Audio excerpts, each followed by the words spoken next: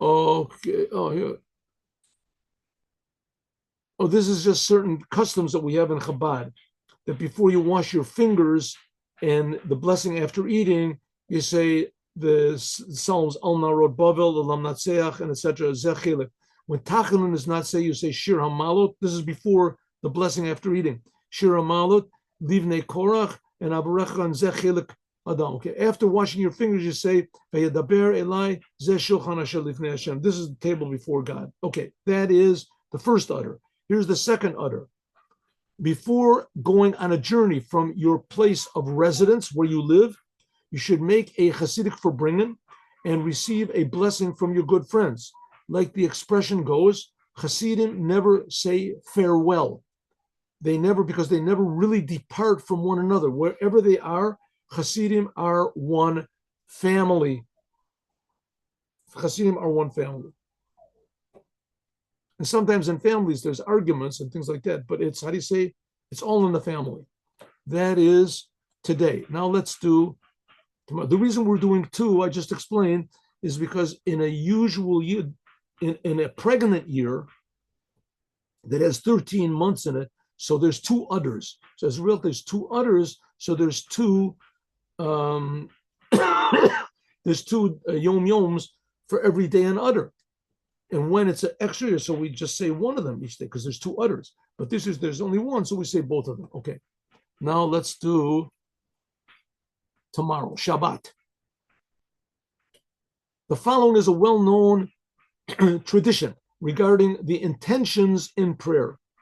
Now there's more Kabala that is written about prayer, Jewish prayer, than perhaps anything else. But prayer is a very, very essential in Judaism because prayer is opening your heart to God. Prayer is not just asking God to give you things.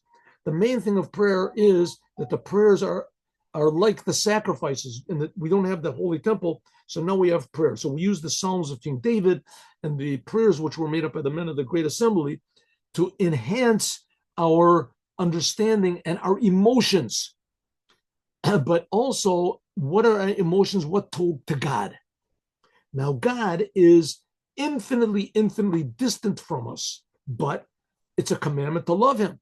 So one way to love God is by thinking about what God creates. And God creates much, much more than meets the eye. God creates all these spiritual worlds. So if we learn about the spiritual worlds, then we realize that God is much, much greater and much more, how do you say, good than we can possibly imagine. So therefore, the more we learn about the spiritual worlds, that's what's called the mystical intentions. But a problem is they're very difficult to understand. And those people are intellectually incapable of meditating on these intentions, either because they lack the knowledge, they never learned it, or because they just can't remember all of what it says. So it is sufficient that they keep one general intention in mind. May my prayers be heard by God with all of the spiritual, mystical intentions described in the Kabbalah literature. And maybe I'll tell a story about that after. We'll tell a story. Okay, that's the first order. Second order, understanding every Torah law on its spiritual plane in the root and its source, namely all the sfirot, the mystical aspects of it, and every world, according to that world, is explained in Chassidut. There's two fundamental principles. First of all, you must understand in depth, Kabbalistically, all of this. Commandments we do. Don't just do it cold.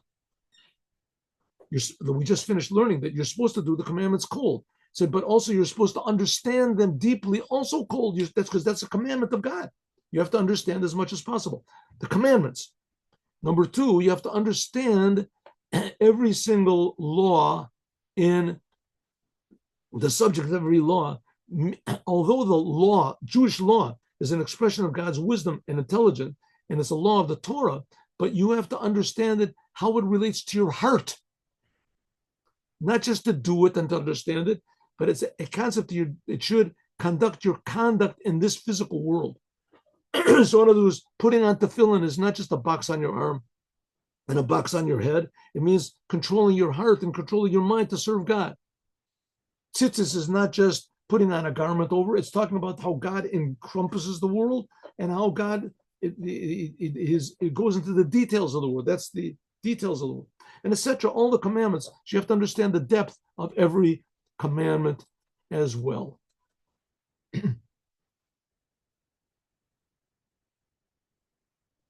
Understand it and bring it into your heart. That's the point, to understand it and to bring it into your heart. Every law of the Torah, every law of the Torah.